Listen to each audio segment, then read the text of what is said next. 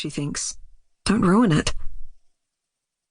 The angry scrape of footsteps approaching on the concrete path overrides the distant music. The boy's eyes widen. Suddenly he's leaving, ducking away from the footsteps in the opposite direction to the lights and the rest of the party. The girl hesitates to follow. After all, he didn't ask her to go with him, and she isn't sure where the edge of the cliff lies. Someone stops just the other side of the archway. The girl is completely hidden unless she moves.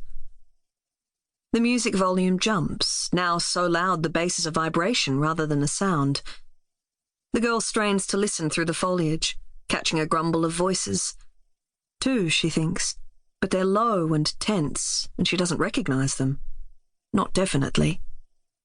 The night's drinking and what she's done in the dark is catching up with her. Tears sting her eyes. She just wants them to leave. There's a cry. Or maybe a scream? The gut-twisting sound of someone in pain. The girl's body tenses, ready to move, to go to them and offer assistance. But before she can take a single step, there's a new voice. This one is maybe familiar, she thinks, but her whirling brain can't be sure. She leans towards it. The tone holds anger rather than concern. The scream must have been her imagination. Her whole body is burning. So much for privacy. Then there's only the sounds of the party drifting on the breeze. Wait. Was that a splash? She delays a bit longer, hoping whoever is close by will have left, hoping to avoid questions about what she's doing there. She tries to count to 20 but loses track at 13. It's enough. When she steps out from the archway, there's no one in sight. Shoe found washed up beneath jetty may contain human remains. A beachcomber walking beneath the jetty in the bay by Queen's Point, 2 hours out of Adelaide on South Australia's Yorke Peninsula, has found a shoe containing suspected human bones, police have said. Officers were alerted to the discovery by a local man at about 5:30 p.m. on Thursday and moved quickly to investigate and cordon off the area. However, they reported finding nothing else in the water. The shoe in question was found caught between 2 chunks of driftwood, and there was no sign of a body. A police spokesperson said the shoe's contents do appear to be human remains. They've been taken to a forensic mortuary for examination. Police refuse to speculate on the owner of the remains or where the rest of the body might be, and have ruled out it belonging to any bodies already in the morgue.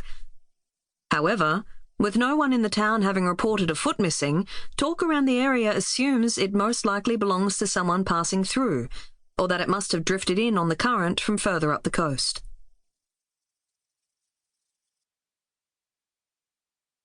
One. Present day.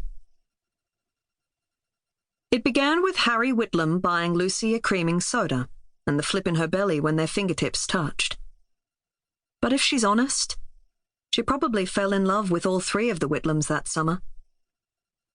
Lucy Ross takes one hand off the steering wheel and brushes the pocket of her handbag, feeling for a telltale bulge in the fabric. There is none. The article she printed from the news website took only a single sheet of paper. Even folded, it's too thin to betray its location. When she saw the headline a week ago, her first instinct was to talk to Nan about it. Then the grief hit her afresh. Nan's been gone for months.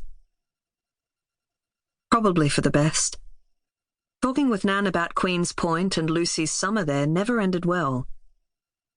On one of her last visits, Lucy had mentioned the Whitlams after seeing in the retirement home's sign-in book that Nan had a visitor from the small town in rural South Australia where she used to live. Curious, Lucy asked whether Nan had any news of Annabelle, unquestionably the safest Whitlam. Nan's features had darkened. Although she remained in the corner of her room at Seaview Retirement Lodge, ironically named considering its complete lack of ocean views, her unfocused eyes put her far away. "Keep away from them kids," she growled. "It was a mistake to let you run wild with them." "They're not that bad, are they?" Lucy